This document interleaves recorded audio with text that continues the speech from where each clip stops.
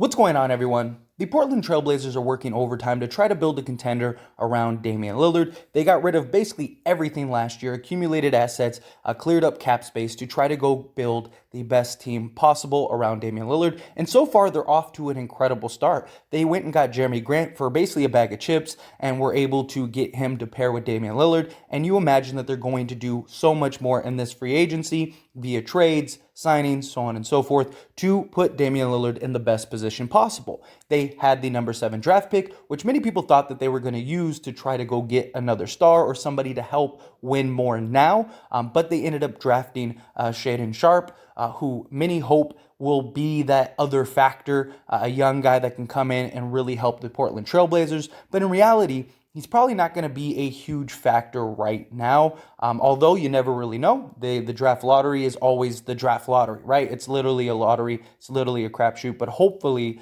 he's a guy that can be successful with the Portland Trailblazers.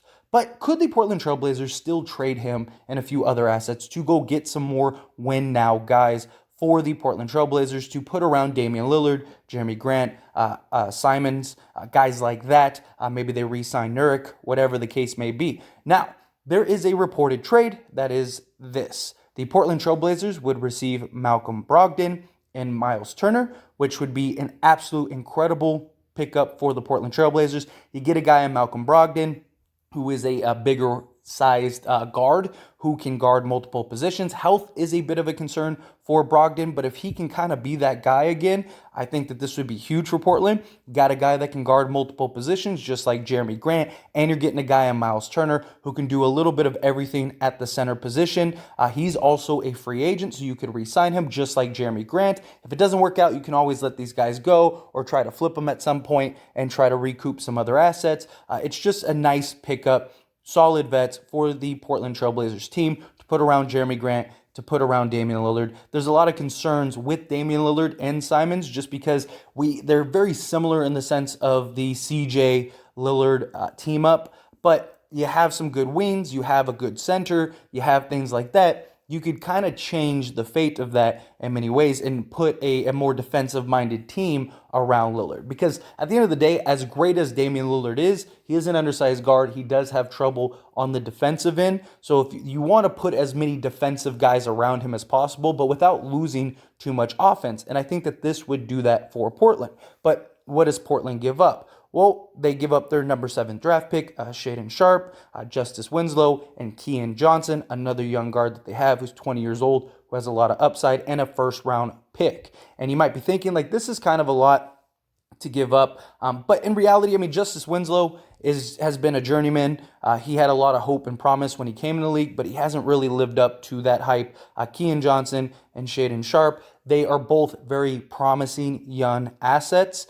But in reality, they're not guys that are going to help you win now. And you're doing everything you can to keep Damian Lillard in Portland. You're doing everything you can to keep Damian Lillard happy and feeling like, okay, we're in a position to where I feel like I can win, where I feel like I can contend. And doing that, you're very likely going to need to bring in guys like Miles Turner, Malcolm Brogdon, guys like that who you can have more impact on the game today. Because Damian Lillard has given this team so many chances to put the best players available. Problem is, there's not a lot of great free agents in this class. This free agency is pretty bad.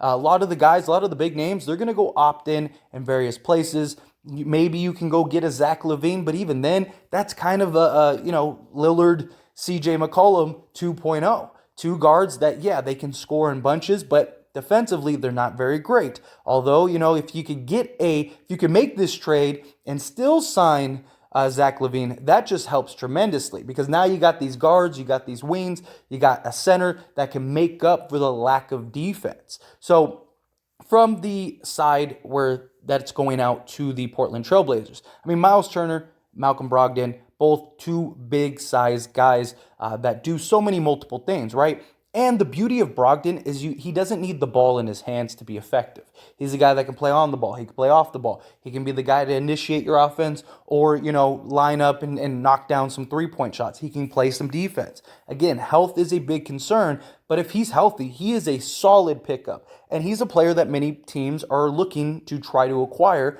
because of his skill set, because of what he can do. And if he can be healthy and kind of get back to the Brogdon that many people knew and loved and thought that this guy was a nice young talent, well, then that's just is all the merrier for the Portland Trailblazers. I mean, talk about a legit pickup. It's a guy that is very comparable next to Damian Lillard. It's a guy that, he can take a lot of the burden off Damian Lillard. Not just that, but you got a big shot blocker in Miles Turner that's right behind you that you can kind of funnel the offensive player to. He can knock down the outside shot, so he spreads the floor, allows guys to get into the paint. Him, Jeremy Grant. I mean, you're talking about two guys that can step out, guard multiple positions. You could put Jeremy Grant at the 4 next to Miles Turner. You could even, Brogdon with his size, he could even guard some threes, things like that. So you could, if you get, like I said, a Zach LaVine, you could have a starting 5 of Lillard, LaVine, Brogdon, Grant, and Turner. I mean, that is a solid squad, both defensively and offensively. There's a little concern with your backcourt, but you have these wings, you have these guys that can guard multiple positions that can do so much. So I think in reality, if this trade really is on the table and this is something that could be done, as much as I think people in Portland might want the Blazers to keep their young guys, and they would want them to kind of develop them. The problem is you're trying to keep Damian Lillard, and I don't think those two young guys are worth losing Damian Lillard because Lillard feels like, look, all you got me was Jeremy Grant and a bunch of scrubs that because this free agency class is terrible, like I'm lucky to be, the 9th seed. Because there's a lot of good teams in the NBA, especially in the Western Conference, teams that are going to be a lot better, like the Clippers, going to be a lot better. But also there's some teams that are likely going to, regress a little bit. You're talking your Utah Jazz. There's a lot of question marks with them, stuff like that. So now would be the best opportunity for you to try to squeeze into the playoffs and try to, be that team that can get into like, the 6th, 5th, 6th seed, something along those lines. Then that way you have a legit chance. And if you got all these guys that are healthy, that can defend multiple positions, and now the free agents that aren't that great, now instead of them having to be key components on your team, they're the guys that are just filling in your bench, filling in key spots. Brogdon misses a game, you got a guy that can come in and fill in. Now your team is shaping up so much better than it would be if it's just Damian Lillard, Jeremy Grant, you re-sign Nurkic, as great as he is. Health concerns is a big thing, but beyond that, who else are you getting? Like maybe you get Porter Jr., like that could help a little bit. That would be a great pickup for them. Don't get me wrong, but you could still get Brogdon. You could still get Miles Turner. So now let's say you have Brogdon, you have Porter, you have Lillard, you have Turner, and you have Grant. I mean, come on. You got guys that can do everything. You got guys that can knock down the three-point shot. You got guys that can defend multiple positions. You'd have one of the best defensive teams in the league, even with Damian Lillard and all the liabilities he has on the defensive end. You have more than enough to make up for him. If Damian Lillard can get back to being the Damian Lillard we know, then that's all the better. Because now you got that guy that can get you 30 a game. You got Jeremy Grant who can get you 20 plus a game. Miles Turner can get you 15 to 20 a game. Brogdon probably gets you somewhere between the 10 to 15 range. And then Porter probably get you somewhere between the 10 to 15 range. You go get a backup center. You go get a couple other pieces. And you're just in a really great spot. Now, on the other end, you're getting two young prospects for a rebuilding Indiana Pacers team. You're getting Keon Johnson, you're getting Sharp, you're getting two guys that have a ton of promise. And that's what Indiana Pacers need, right? It's a great trade for both sides because it fills the need that both sides need. Indiana, they're not trying to compete for a playoff spot. If they can get into the playoffs, great. But they're a rebuilding team. They're just trying to recoup as much young talent to grow, develop, and build for your future as possible.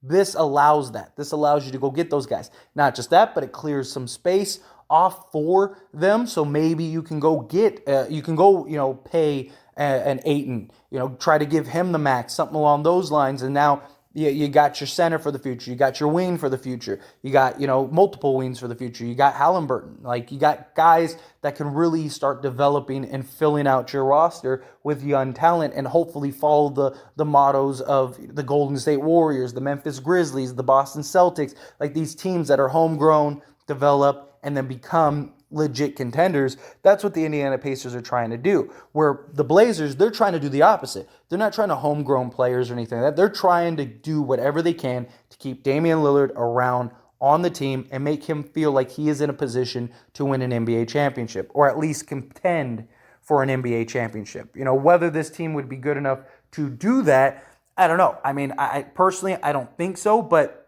it's not like there's a ton of options on the table. You're not trading these guys for a Kevin Durant. You're not trading these guys for some, major star. Realistically, you're maybe you can package something along these lines for maybe a Bradley Beal, but then again, you're at that point, you're better off signing Zach LaVine. It's kind of the same thing.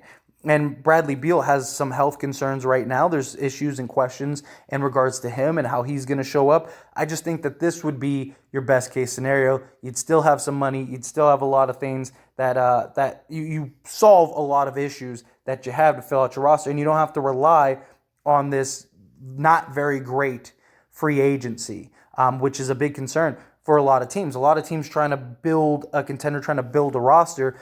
How many of these people are going to want to go to the Portland Trailblazers? Unless you're overpaying. But if you're overpaying, that's usually not a good sign, right? So you don't want to go that route. I just think that this would be a great trade for both sides. It achieves what both sides absolutely need at this time. And I just think Portland has a really solid team. And once you get in the playoffs, you never know. We've seen Dame Time win and take his team to the Western Conference Finals and beat teams that many thought that they weren't going to beat. If the chemistry's right, the defense is right, you get the right buy-in, you get all the pieces to kind of fit, you build some depth, things like that, then I think that this is a team that could very well compete in the Western Conference. And not just that, but there were no real world beaters in the Western Conference this year. Golden State, yeah, they won the NBA championship, but they didn't look, you're not talking KD with the Warriors. They looked beatable. The Phoenix Suns, they were very underwhelming, So I think that this would be a great opportunity for Portland to kind of push the chips to the table, get whatever they can get, hopefully contend, hopefully compete, and just kind of let the cards fall where they may. Not just that, but you're still in a flexible situation because Jeremy Grant and Miles Turner, they both fall off the books if you need it. Let's say they don't work. Let's say it's a terrible disaster. And you're like, man, Jeremy Grant and Miles Turner, they just don't fit. Well, you can let them both go, or you can trade them at the trade deadline, something along those lines to go get and recoup some other assets, maybe sort of retool, rebuild whatever you need. If it works out great and you're like, man, we were right there, then now you can go and re-sign them and maybe add some other pieces to maybe push for a championship the following season. So anyway, as always, this is a discussion, so I want to hear from you. Let me know your thoughts and opinions down in the comment section below. What do you think about a Portland Trailblazers Indiana Pacers trade? Do you love this trade? Do you hate this trade? Do you think it makes sense for both sides? Do you think it makes sense for only one side? Like I said, I get that there's some people that might think you can't give up those young guys, all that stuff, but you got to think is it really worth losing Damian Lillard? Because if those guys need time to develop, which very likely is going to be the case, I don't think any of those guys are really going to be, all-stars year one. Your likelihood of that happening is very slim. I'm not saying they can't develop into great players later on down the line. Maybe Sharp turns into a top 15 player, something like that. But it's going to take time to get there. It's not going to happen this season. And so you need to do what you need to do to try to build the best team possible around Damian Lillard. So, but that being said, again, love to hear your thoughts and opinions down in the comment section below. That being said, hit that like button. Helps me out a lot. Lets me know you enjoy these types of videos, and I truly appreciate it. If you're not subscribed to the channel, hit that subscribe button, followed by the bell notification. Stay up to date with all things sports. Join this wonderful community and all of our discussions. I'll see you all in the next one. Thank you.